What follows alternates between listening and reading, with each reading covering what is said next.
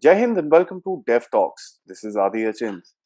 The story of the 1965 war is much debated between India and Pakistan even to this date. It is supposed to be one of the bloodiest war that the Indian army has fought against its opposition. This war led to a lot of problems even after the war finished. And the end result of this is again, as I said, debated between both the countries pretty heavily even today. It contained one of the largest tank battles ever fought in today's history right after the Second World War.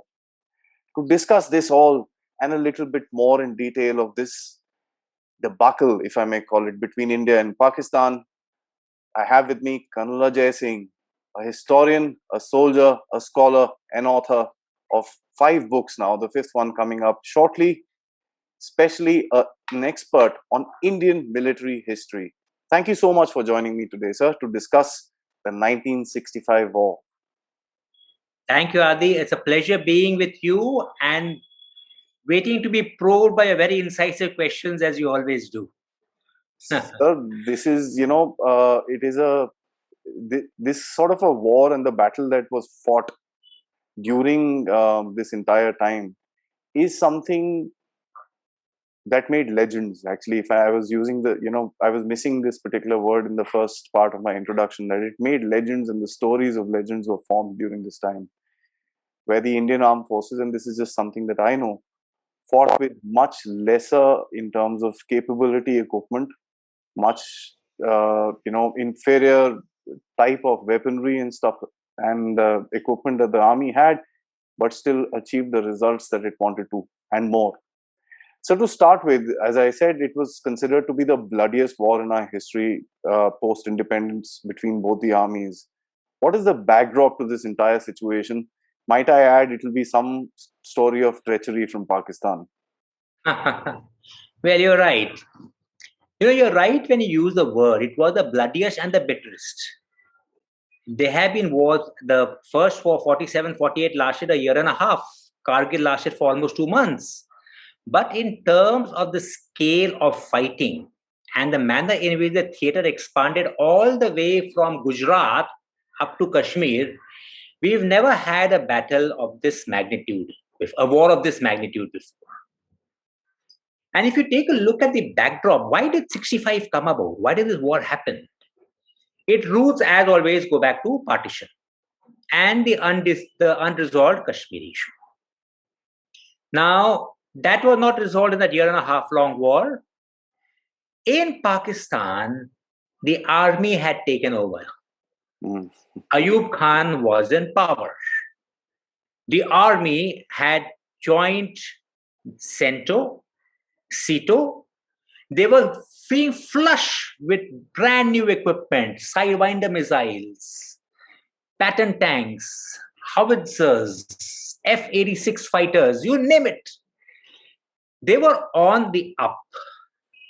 India, the 60s were one of our worst periods. We had suffered a bruising defeat in 1962. The Indian army was defeated and demoralized. We had a more demoralized nation. Nehru had died of a heart attack in 1964. There was political turbulence. The new man was Lal Bahadur Shastri, supposedly 5 feet 2 inches of pure steel. As Pakistan viewed it, we were ripe for the taking. The situation was ripe for them to use military force and take Kashmir once and for all. And with that aim, they launched the 65 war, which, like most plans, was a very good plan. But where it failed was, like all plans that failed, they underestimated the scale of the Indian response and what followed. One thing can be said, sir, Pakistanis don't learn from their own history, and yes, there's a plan unfolding as we speak in the third neighboring country of Afghanistan. How far that will actually go forward of the Pakistanis, well, time will tell. So, the war, as we know, started, this was one of the first, actually, one of the only wars where there was some sort of an action in the border regions of Gujarat. Some Yes. incursion, some fighting there and this and that. Yes. There was a threat to Yes. the airfields in that region. But, even in the 71, there was nothing in that sector. Even in 47, 48, there was nothing in that sector. And the Correct. threat, Correct. as per se, from Pakistan in that sector has actually been negligible. Huh. So the war started up there, but the purpose was Kashmir. And they started a Correct. little bit of work in Kashmir also, which is the famous Operation Absolute. Gibraltar. What Gibraltar. is that all about? Right. Very good, Adi. Thank you. I'm glad you got it right in the beginning. Like I said, the Pakistani had come with a damn good plan. Now, when they got the equipment, their first aim was, let's test our equipment, let's test the Indian Army. Mm. And let's do it in a theater away from the theater where we mean business. They meant business in Kashmir. That was the prime aim. So they opened a front in the Rann of Kutch. There was disputed area of about 950 kilometers in the Rann. They occupied the fort of Kunjarkot, saying this is ours. In retaliation, we built a series of posts around it. We built up our forces. Most of the forces are for the police forces, but the entire para brigade was sent out there. And we skirmished for a period of about 2 months, from April till June. In most of the skirmishes, I must say, the Pakistani army got the better of us. They had got new equipment. It was a testing of the new equipment. We were unprepared.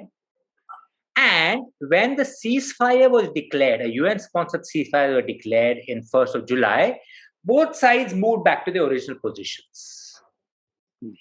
This skirmish gave them the feeling ki, yeah, we can get the better of the Baniyas, as they're so fond of calling us. So they say, now let's launch the next phase of operation, which was Operation Gibraltar in Kashmir. Now, this was actually a repeat of their plan of 47-48, in which they sent a series of infiltrators, so-called raiders. Most of them were Pakistani officers and men in civilian clothing. They sent them in different groups, right? All the way from Kargil, Srinagar, Jammu. They activated the entire front and sent about 20,000 of them into Kashmir from August onwards, supposedly to incite a rebellion. Now, where they went wrong, once again, was their lack of appreciation of ground realities. Mm. The Kashmiris still remember the atrocities the Pakistani army and the Kabalis had committed when they raided in 47-48. If you read what they had done, it was horrendous. That generation was still alive. Yeah. And the Kashmiris did not help them. Rather, they turned against them. Information about them was being relayed to the Indian Army. The Indian Army began rounding them up one by one. They did cause damage. They blew up culverts, they attacked camps, and that's part of the game. And now the Indian Army, largely thanks to the Western Army commander, General Harbakh Singh. Remember, in those days, all that came under Western command. Yeah. We said, okay, let us strike the root of this infiltration. Forget really getting them one by one. The roots of that infiltration lay in their launch pads. In Kargil, Kishanganga, and the famous hajibe. So the Indian army, I'm talking about August, or end days of August, when the war had not yet been declared, launched an offensive and captured these launch pads. And with that, the route of infiltration was blocked and the shoe was on the other foot. Instead of achieving the so-called early immediate success, Pakistan had actually lost some of their prime territory. That was the reason why Gibraltar failed so drastically. I mean, the atrocities that you talk about are horrendous. As a matter of fact, there is a There is a saying in Kashmir that the only thing that stopped the raiders were the beautiful women of the valley. Yes, This is something that has been documented and it's been, yes, you know, yes. said multiple times, and that's one of the things that goes against the Pakistanis every time. There is some sort of a talk about Kashmir and stuff like that. And the local populace does not forget that. Those that remember, I mean, of course, that generation of 40s and 48 have gone now. But the memories they carry of what was Stories remain. done, it was terrible. Yeah. So that's I mean something that on a somber note one must mention to connect the history of 47, 48 from this particular battle. So you mentioned Haji Pir. This is supposed to be Yeah. the victory defeat of the Indian Army, and no Indian Army officer is ever proud of the fact that what happened in Haji Pir. We had that in our hands, and it closed the bulge, as per se. Yes, Something that the army has been talking about for I think decades now, to close that bulge and the absolutely. other bulge which Absolutely. exists, in this little southern part of that. But this was a fruit in our hand. What happened here, and why did we give it back? Okay. Now, this capture of Haji Pass, I mean, it's a great story in the manner it was done. I mean, as you know, I'll show you the map. The Haji Bulge is between Uri and Punj. It juts into the line of control, juts into the Jammu sector out here. Through the Haji Pass, a pass around 8,000 feet high, was where even today it is the major route of infiltration. From here, the infiltrators can come straight. They go the shortest distance to travel towards Srinagar and Gulmarg. Right? It is even today the most important route of infiltration. It was occupied very strongly by the Pakistani army in layers of defense. Now, when the decision was taken, it was held by a battalion. When the decision was taken to capture it, it was decided that they will send a brigade to capture. Like I said, it's a bulge. So it was a pincer movement was done to cut off the entire bulge. Now, even the capture is a marvelous story in itself. You see, an attack on an objective always is in phases. Yeah. In the first phase, you have to capture two features called Sangh and Bedori. One para commando was to have captured Sangh, and 4 Rajput, I beg your pardon, 19 Punjab was to have captured Bedori.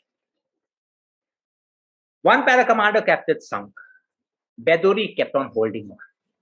The battalion that was to have followed to capture Haji Pass, 4 Rajput, could not fetch up because of that. So now everything was going haywire. And this was a moment, like they say, that in that one decision of a battle which changes everything. That was when one para decided, we are already in the pad, we will go ahead and capture Haji.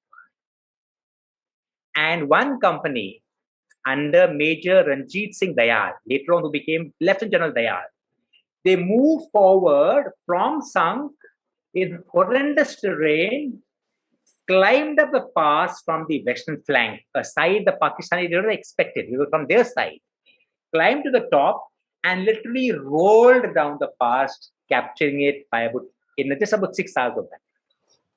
By 12 o'clock on 25th of August, the tricolor was there on Haji Pir after 1947.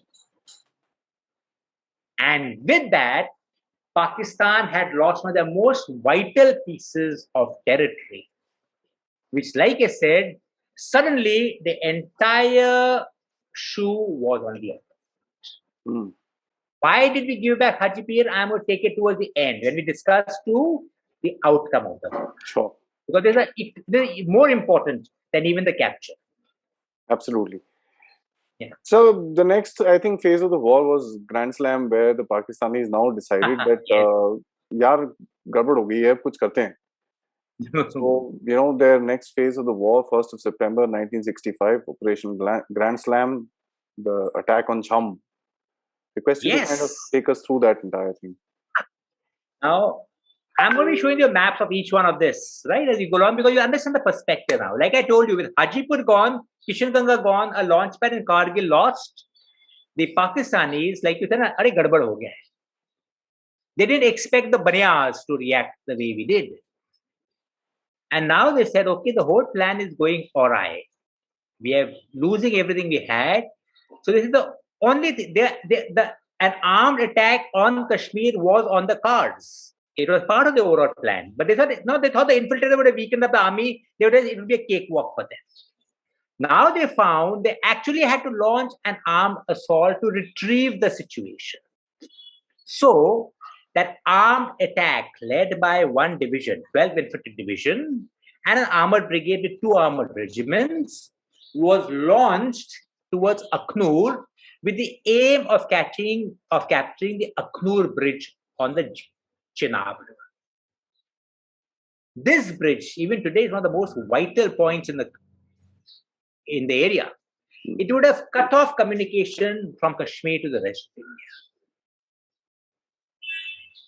And when they launched that attack, we were taken by surprise. We knew something was happening. 10 infantry division had been recently raised out there.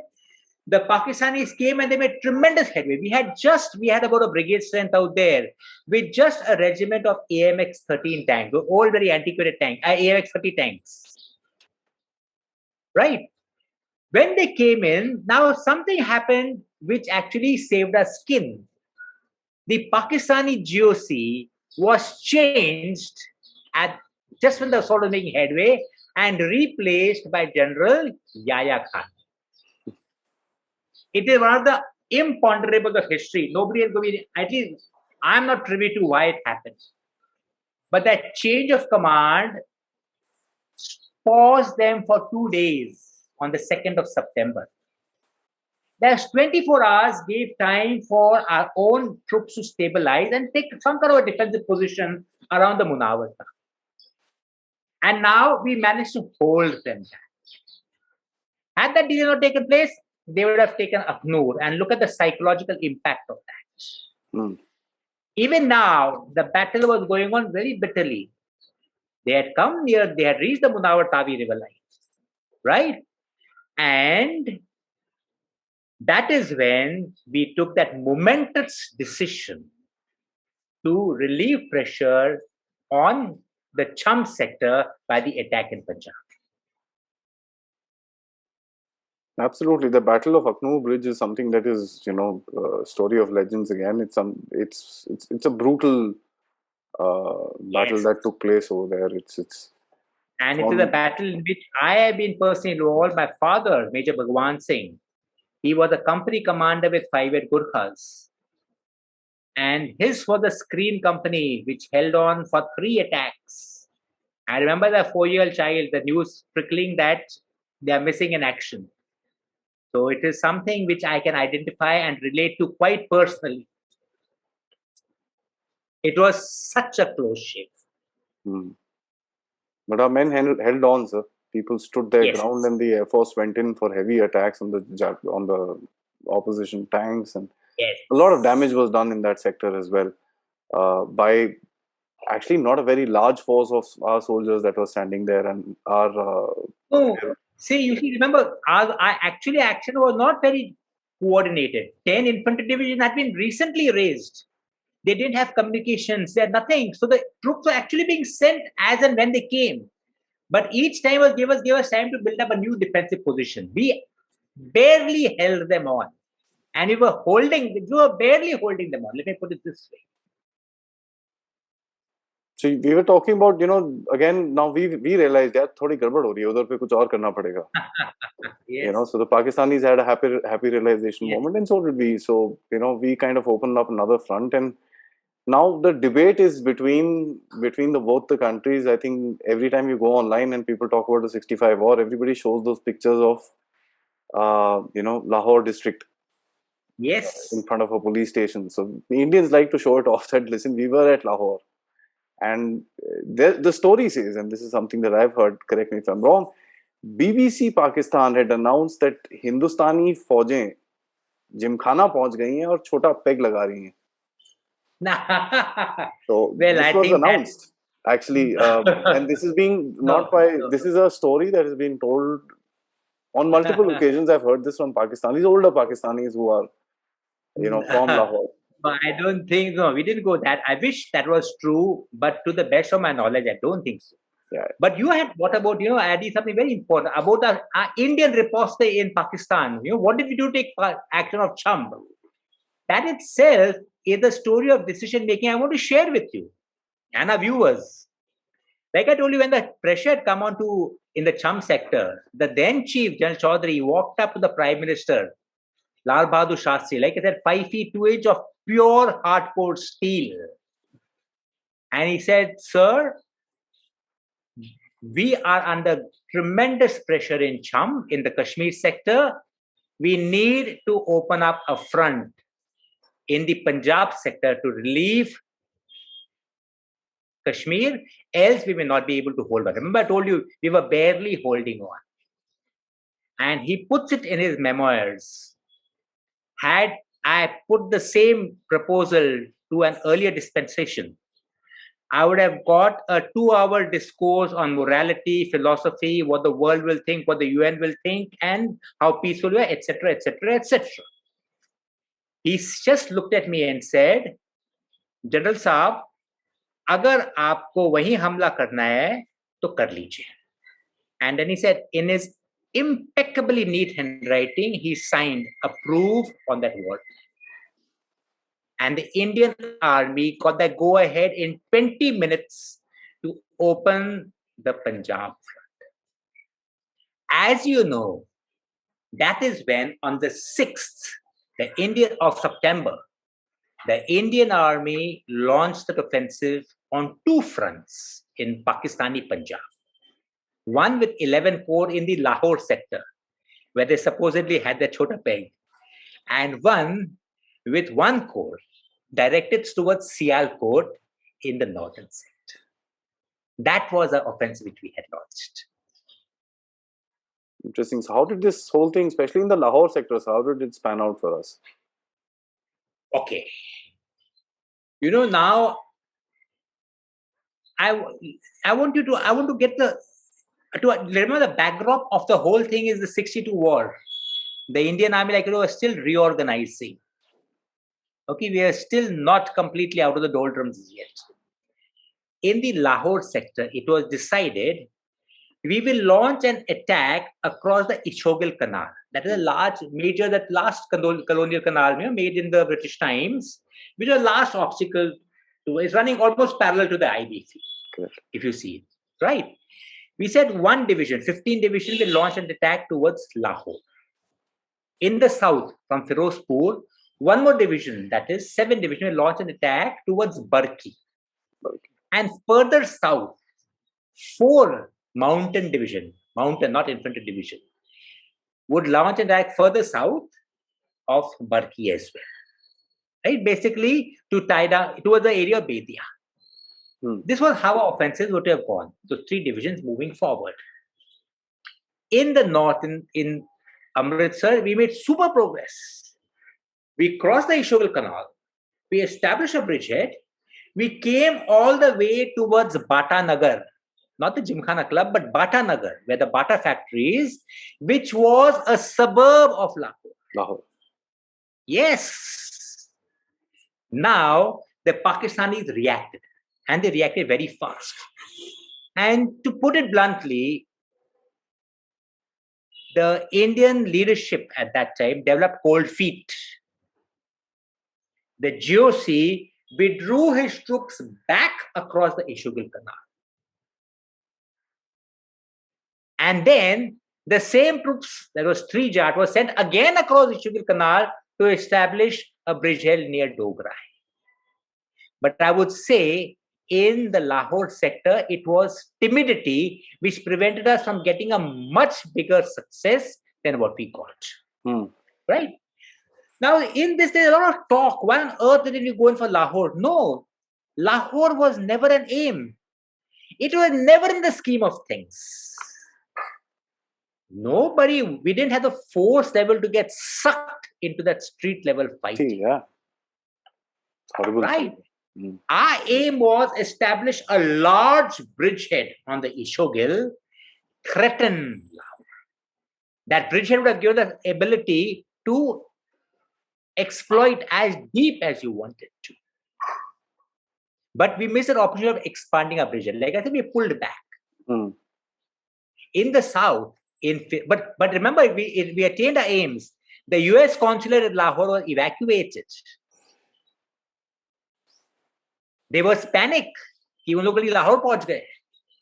In the south, we even captured Barki in the Firozpur sector. Now, what had happened was, this is when the next stage of the drama took place. Remember, I told you below, 4 mountain division. That same division which had got hammered by the Chinese in 62. They were converting in Simla from a mountain division to an infantry division. In layman's term, a mountain division is geared for fighting in the mountains, so it does not have heavy equipment and anti-tank equipment. Look at what a huge drawback it is when you're fighting, especially where the division got the brunt of the armor thrust. Now, when Fort Day was going out there, guess what was opposite them? There in the area of Bedia, there was Pakistan's 1st Armored Division, along with 11 Infantry Division. 1 Armored Division newly raised, and in a colossal intelligence failure, we were not aware of its existence.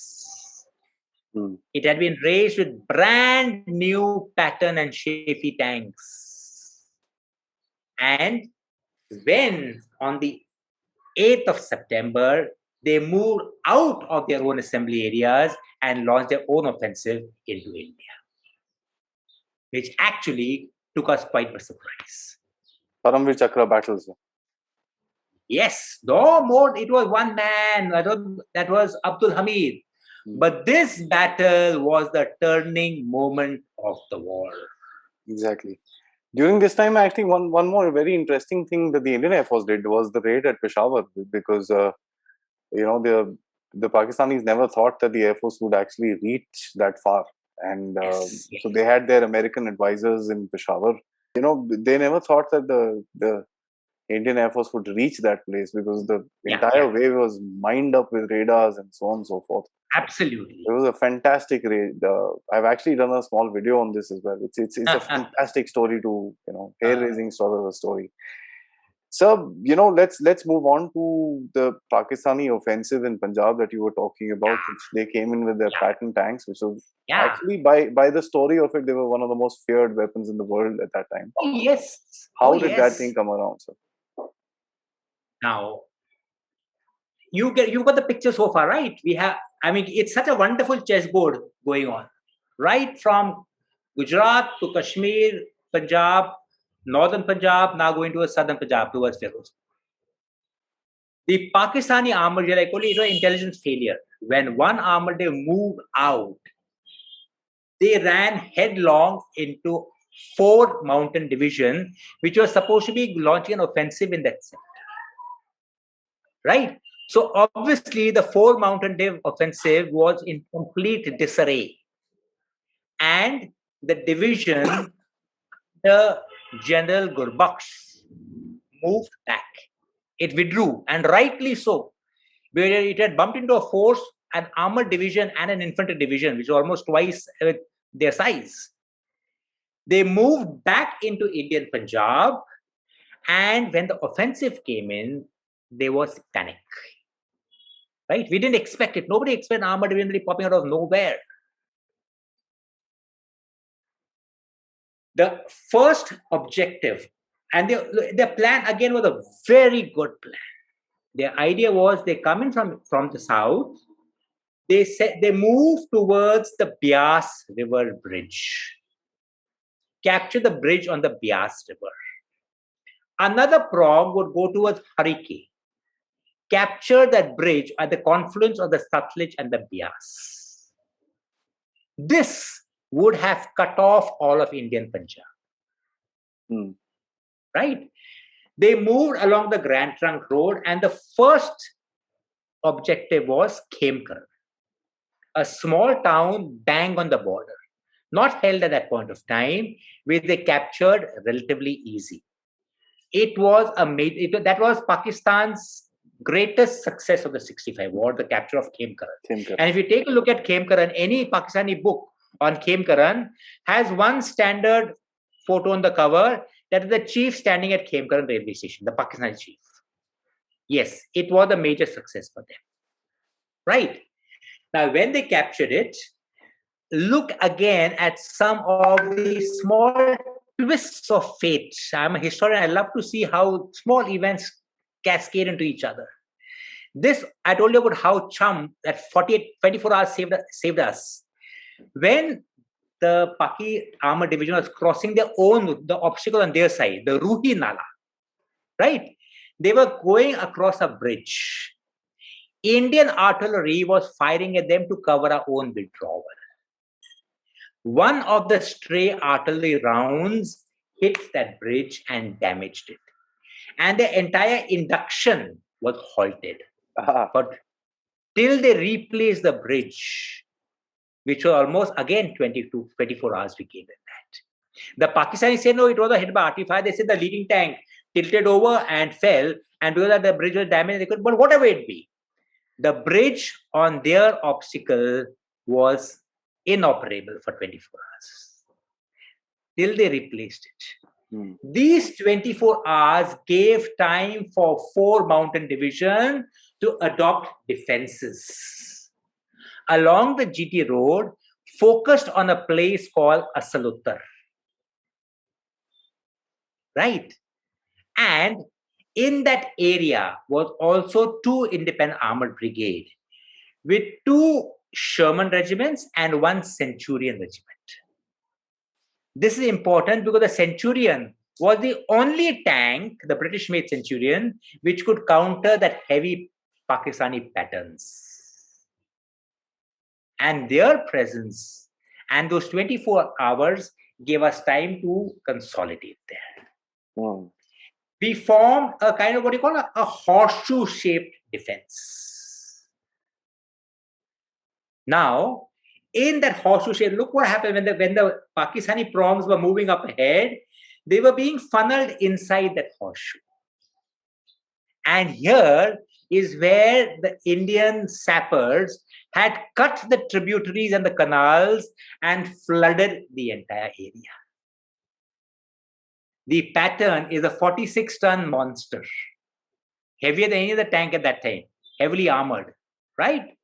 Now, it was so heavily armored that it could not be penetrated. You had to come close to 500 yards to penetrate its armor. When they stalled, like I'm a tankman, I know it's the greatest fear to be bogged down and be a sitting duck, right? They were RCL teams, recoilless guns, jeep-mounted anti-tank vehicles, which, of course, obsolete right now, but I've seen them firing. When they fired, it gave such a huge flashback. You hit one round and your position is given away 100%. That is where CQMH Abdul Hamid of 4 grenadiers knocked down 4 tanks and was killed by the last tank. And what makes it so significant, like I said, each time you fire that round, that blowback and that flashback behind can be seen from miles away. To have knocked down 3 of them and hit the 4th one before being killed was a tremendous feat of ours. In this, the Indian tanks were hidden inside the sugarcane fields. They were camouflaged out there, waiting for them to come close. The Shermans were firing at 500 yards. The Centurions had the advantage of being able to fire slightly longer ranges because they're a heavier gun, a 2-pounder gun. Right? And with the armor funneled in that flooded area beneath that horseshoe around Asaluttar, that offensive literally bogged down to a halt. The Pakistani armored divisional commander was killed. The RT commander was killed. The leading armored brigade commander was killed. The CO and his entire operational group of the leading tank regiment, I think it was 4th Cavalry, was captured by 4 grenadiers. 97 tanks were captured or destroyed. including, I think there are 72 of them were brand new Pattons. Patterns. It's known as Patton Nagar. And Patton Nagar, because they had so many tanks out there. And 32 of them were captured in mint condition. When they looked at the odometer reading, it was showing 200 kilometers traveled, 300 kilometers traveled. They were brand new equipment. They say the user manuals of those equipment were still unopened. And you know what a lovely smell a new car has, no? You can imagine how nice those new tanks must smelled when we walked into them. We should have turned them around and... No, but that is one of the things I want to bring out. You know, the reason why they lost, this was, of course, the greatest tank victory we have attained, and one of the greatest tank battles after Kirk's. 97 tanks, I mean, halting an entire division of armored division offensive is a huge achievement. Yeah. But the reason why they lost so many was exactly what I told you. They had done 200, 250 kilometers on the odometers. They didn't know what they were doing. They were not trained on it. The Patton's a very sophisticated tank. They were not able to handle it the way they should have. They were so pleased with their new toys, they didn't know how to utilize properly. Which is one of the reasons why that offensive failed. So there were three very, very, major warriors that came out of this entire thing. You mentioned CQMH Abdul Hamid, Lieutenant Colonel, Tarapur, and of course, a whole lot of other people who took part in this entire thing. Just, I'd like to spend, of course, no amount of time spent on these kind of heroes is enough, but spend some time in telling us what happened with these, brave soldiers. Okay. I think it's CQM Abdul Hamid, I told you about him, from 4 Grenadiers. He was the company quartermaster. Now, one thing very interesting is 4 Grenadiers, which also converting from that mountain division to a plains role, had received the heavy anti-tank weaponry just before the operation that began. Abdul Hamid, one of the guys who was proficient in utilizing these recoilless anti-tank guns. He was taking his jeep, moving on sector to sector, hunting out tanks and hitting them.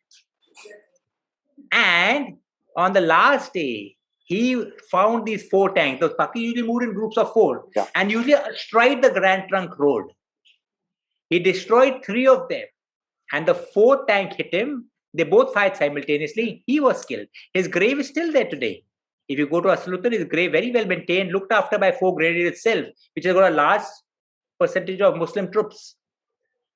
But that act, because I know one firing of 1 RCL round is a dead giveaway. To have fired 5 and destroyed 4 such tanks like this calls for immense skill and courage. Correct. He deservedly got his PVC.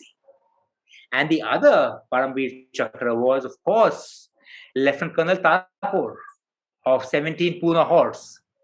That was in the northern thrust, the one I told you, which was heading towards Sialkot. Sialkot. Yeah.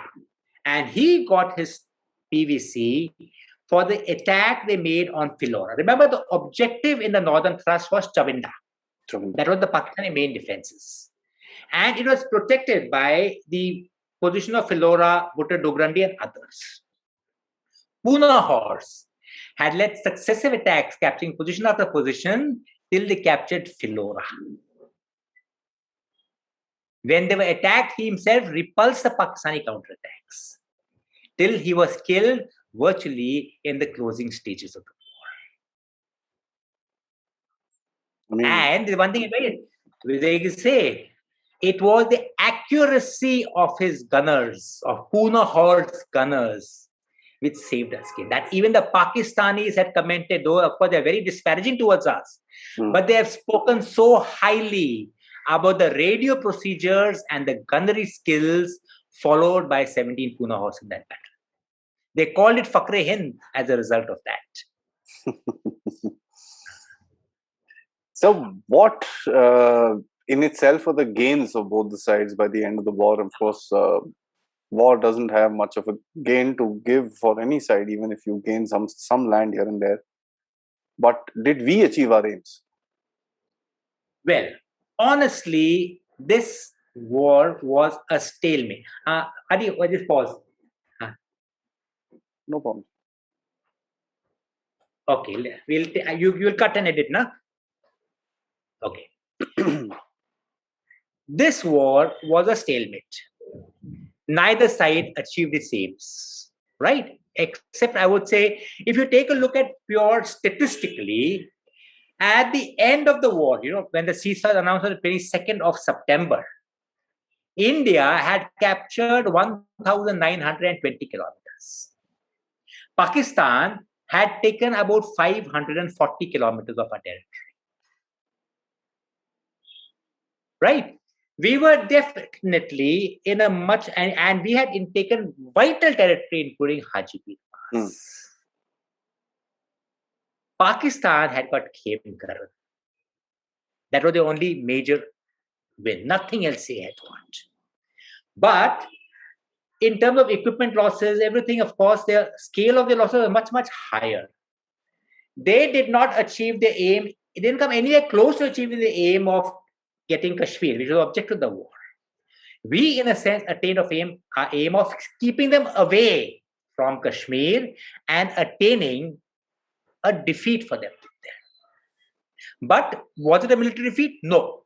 I beg your pardon. Was it a military victory? No.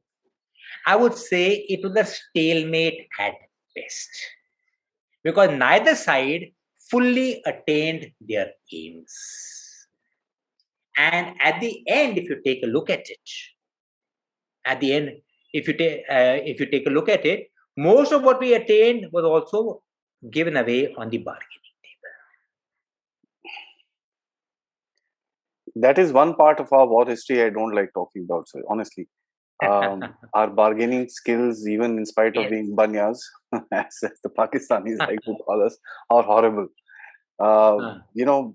What was this mistake that we made?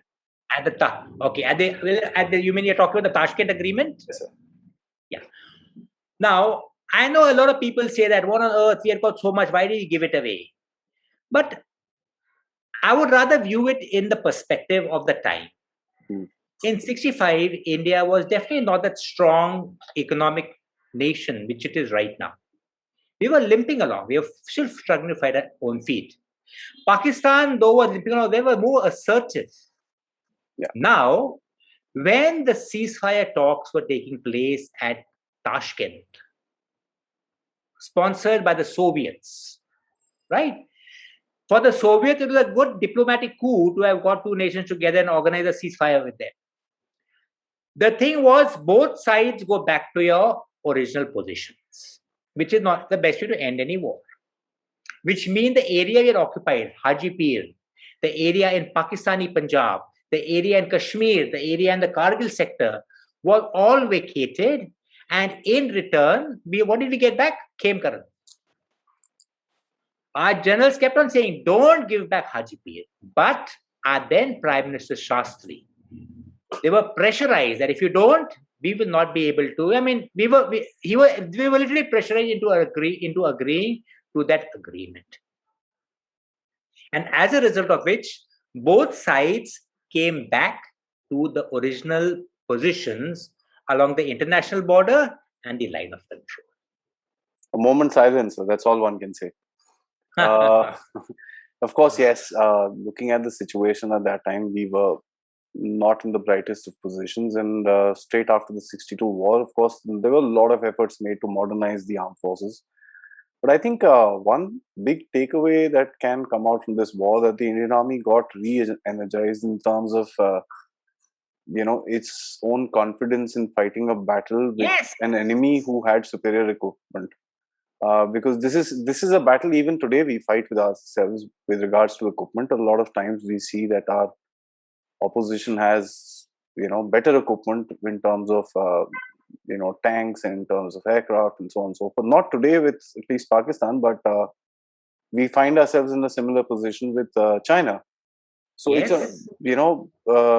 I think these are the victories that gave us the confidence to kind of stand up and say, listen, we may have bad equipment, but we can hold the ground, we can fight, because the the grit and the valor of the Indian soldiers far beyond. So, would you agree to that, sir? No, I would not, because I do not feel that e- equipment, we cannot compromise on equipment and say the valor of the soldier will see us through. Of course, No, that is there, but we can never do that. Hmm. But the biggest takeaway of the 65 war was the 71 war. Yeah, that's what. It was like you so correctly put it. It gave you the rejuvenation that, buddy, we can take you on. Remember, we are talking an army defeated so badly in 62 that the psyche hurts even today. We were talking about an army on the brink of defeat in 65, which fought back and suddenly find yourself on a much stronger footing than you ever imagined. Having defeated an adversary, which was at that time militarily stronger than you in that ground of his choosing. Then in 67, we defeated the Chinese at Nathula. You're finding we had become a more assertive and an aggressive army. What did we do in 65? We took the battle to the enemy turf.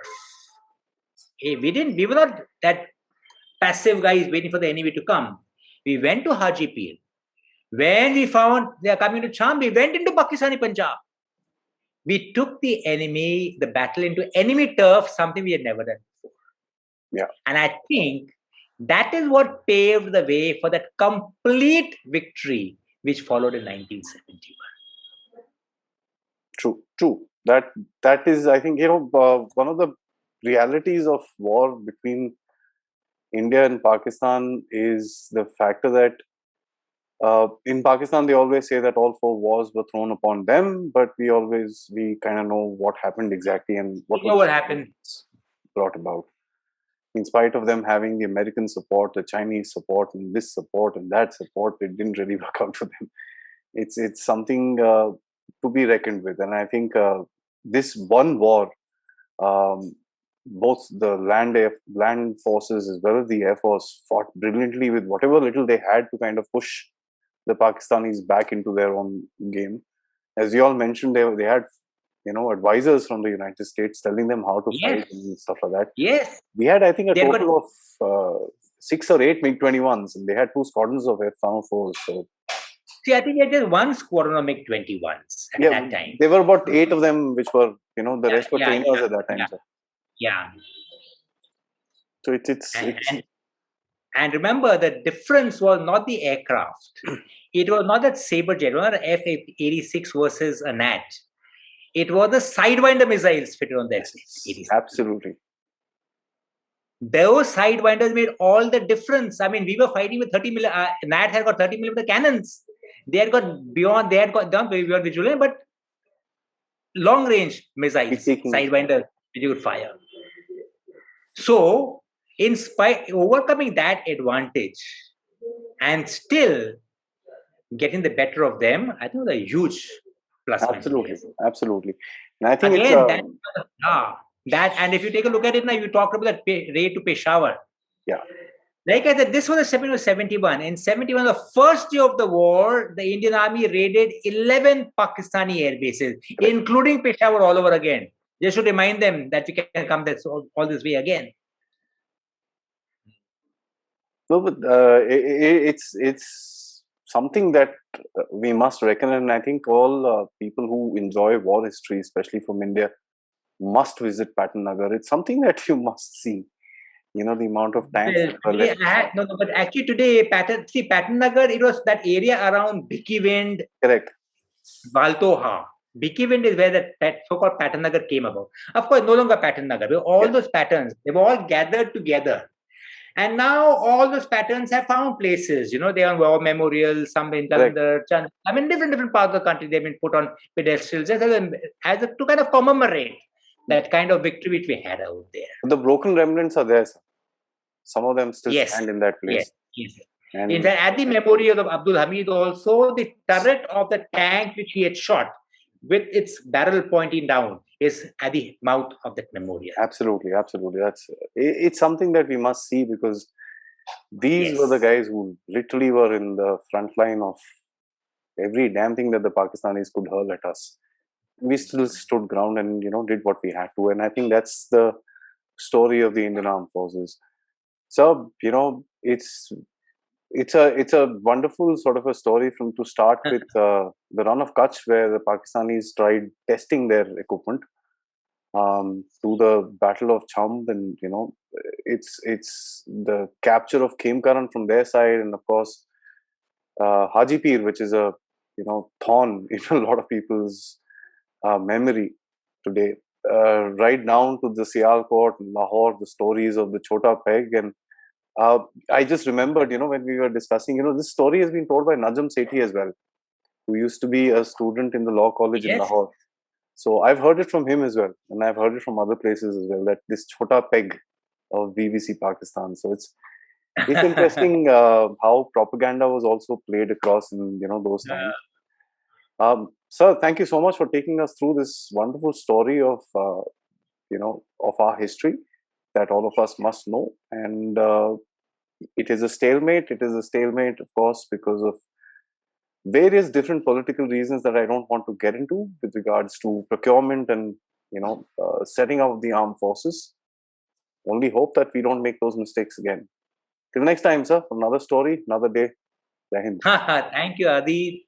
Such a pleasure. I think as we come to the anniversary of the 65 war, I really do hope that we would get our people, our viewers interested in that battle and see how close it was, what a close fought thing, and how we overcame everything to still come out trumps. Absolutely. And some people like you who've had personal interactions with that war.